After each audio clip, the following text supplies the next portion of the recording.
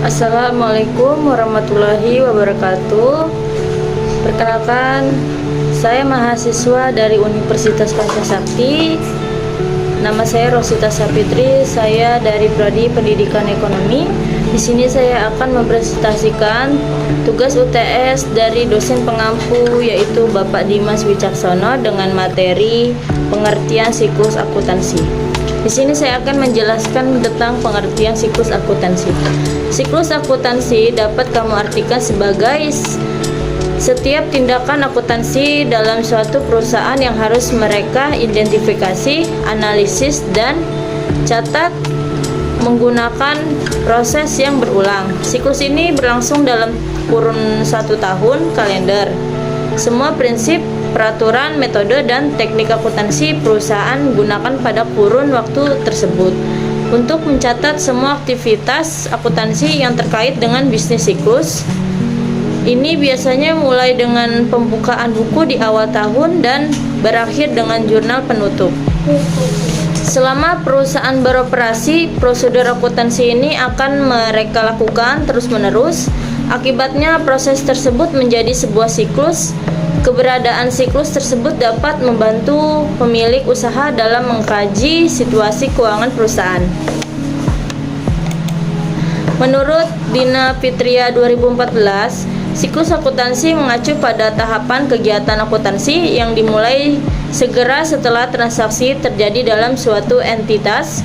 Tahapan ini terdiri dari pencatatan penggabungan, pengikhtisaran data keuangan yang telah terproses sebelumnya, dan pelaporan. Sedangkan menurut Rahman Pura 2013 berpendapat bahwa siklus akuntansi adalah seperangkat tugas dan tahapan akuntansi yang terjadi secara sistematis. Tahapan tersebut mulai dengan pencatatan akuntansi dan diakhiri dengan penutupan pembukaan. Perbedaan siklus akuntansi dan proses akuntansi. Dua kata yang secara konsisten digunakan dalam literatur akuntansi pengantar dan literatur akuntansi keuangan adalah siklus akuntansi dan proses akuntansi. Kedua frasa tersebut mengacu pada seperangkat prosedur yang berguna untuk memproses data transaksi dan menghasilkan laporan keuangan. Istilah siklus akuntansi dan proses akuntansi ini pun cukup mirip untuk menghasilkan laporan keuangan pada akhir periode. Proses akuntansi memerlukan sejumlah proses yang sedang berlangsung untuk memproses data transaksi.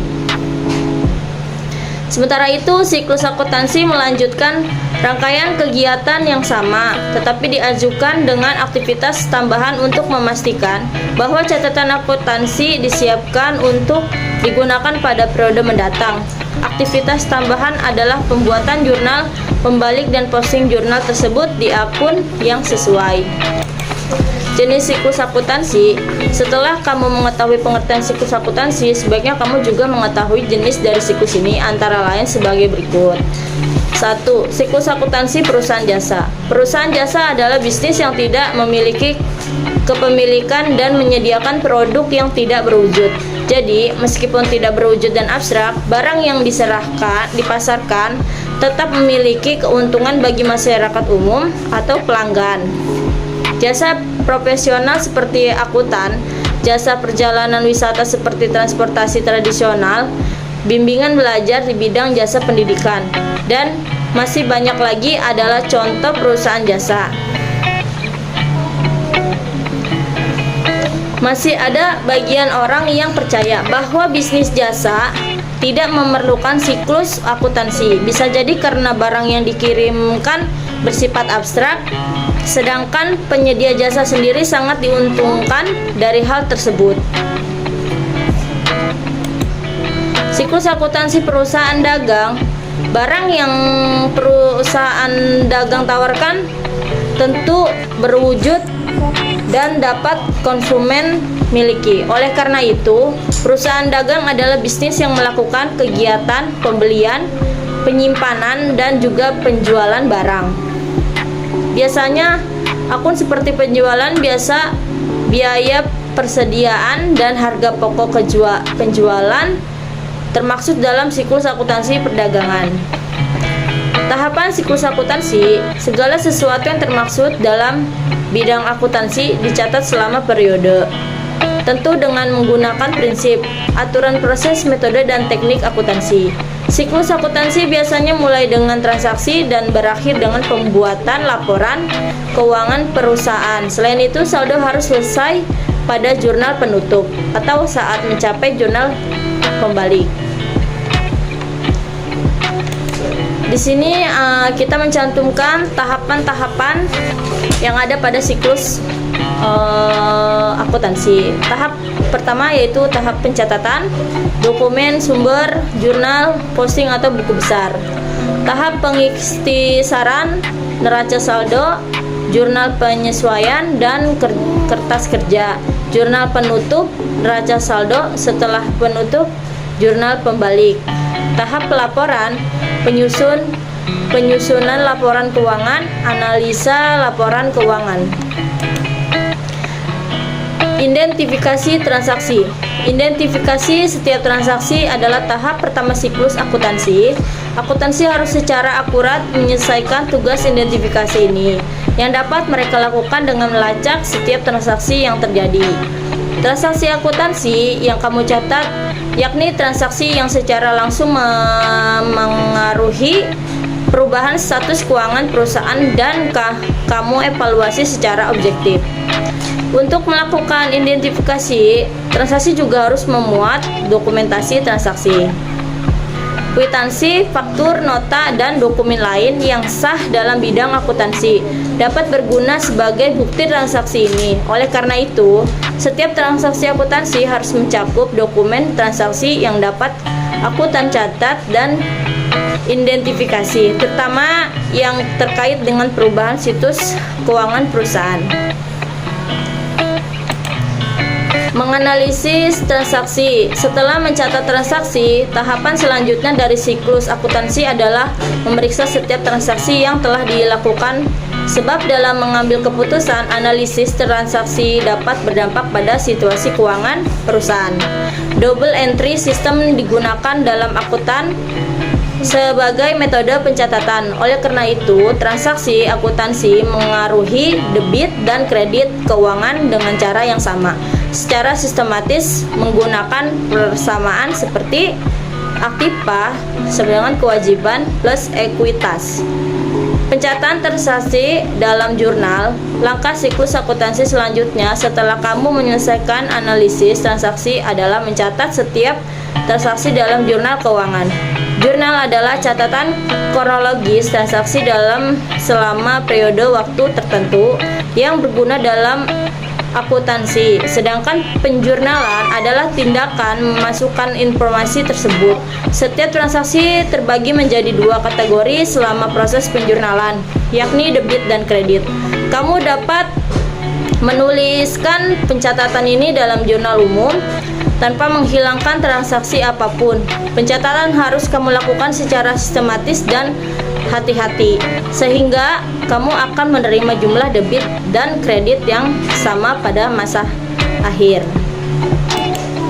Pembukaan jurnal penyesuaian ke buku besar. Kemudian, siklus akuntansi selanjutnya adalah memindahkan semua transaksi dari jurnal ke buku besar setelah kamu catat. Buku besar sering dapat dianggap sebagai sekelompok rekening pembukuan yang merinci aset tertentu yang dilaporkan dalam suatu periode. Tidak diragukan lagi bahwa terdapat berbagai daftar rekening buku besar dalam sebuah perusahaan. Pada tahapan siklus akuntansi ini, nomor-nomor kode tertentu diberikan untuk setiap rekening yang ada di buku besar. Tujuannya untuk memudahkan proses identifikasi dalam jurnal. Selain itu, jika transaksi akuntansi catat dalam buku besar, akan lebih mudah untuk memeriksanya kembali atau melihat referensi terkait. Menyusun neraca saldo dan jurnal penyesuaian.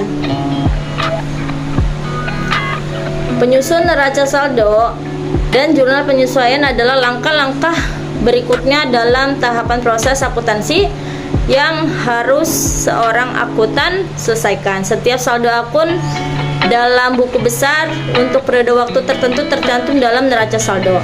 Saldo buku besar bersatu dan harus dalam keadaan yang sama saat membuat neraca saldo. Selain itu, kamu harus membuat pencatatan dalam jurnal penyesuaian jika ternyata beberapa transaksi belum tercatat atau jika menemukan kesalahan dalam neraca saldo.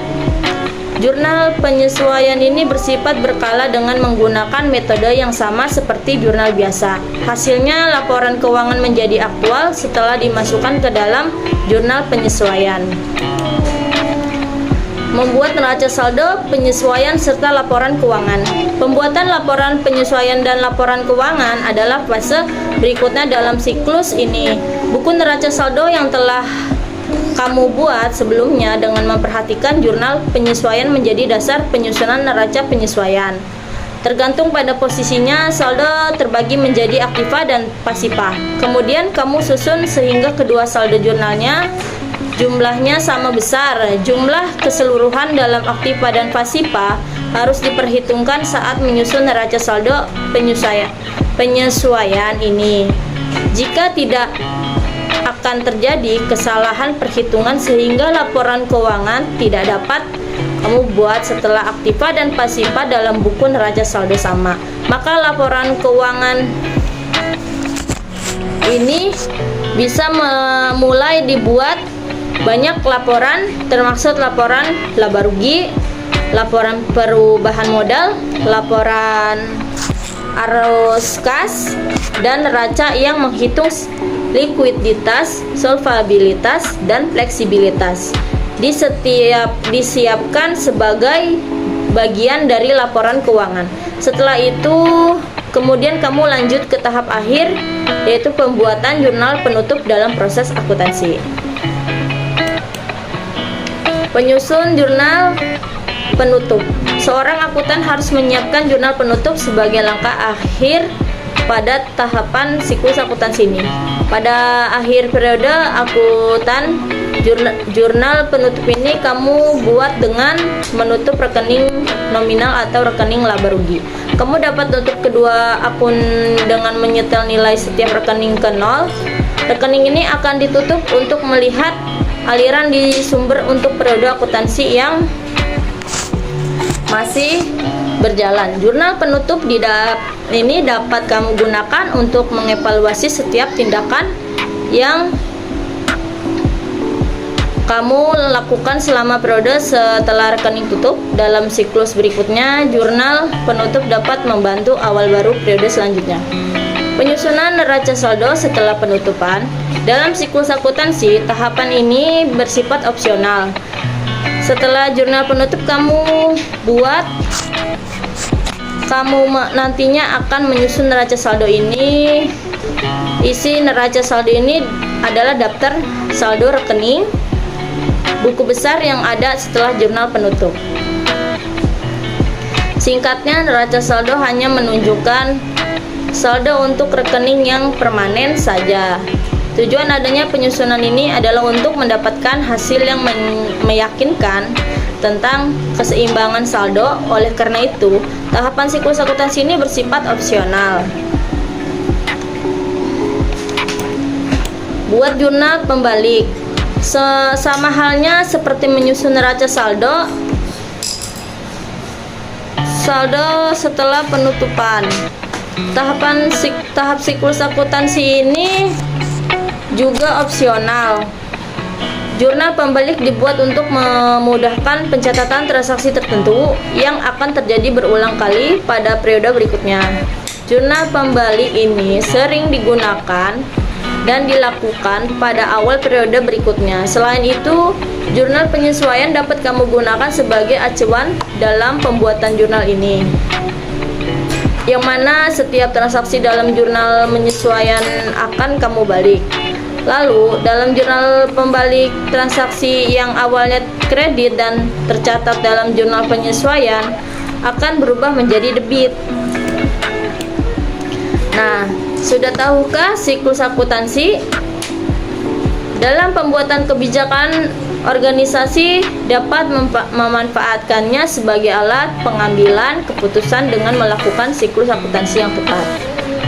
Tentunya setiap langkah dalam pencatatan pembukuan perusahaan yang harus memperhatikan tahapan siklus akuntansi seperti penjelasan di atas. Tujuan akhir dari semua catatan pembukuan adalah untuk memberikan laporan keuangan yang akurat untuk perusahaan.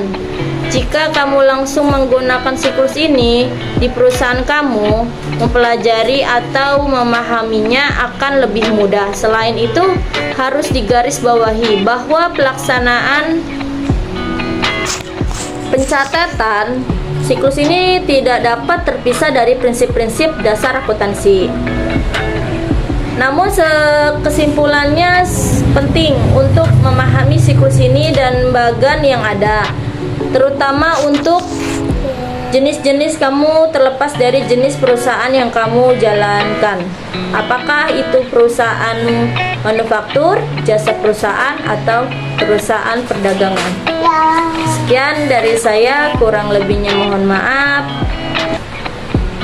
Hanya ini yang dapat saya sampaikan. Assalamualaikum warahmatullahi wabarakatuh.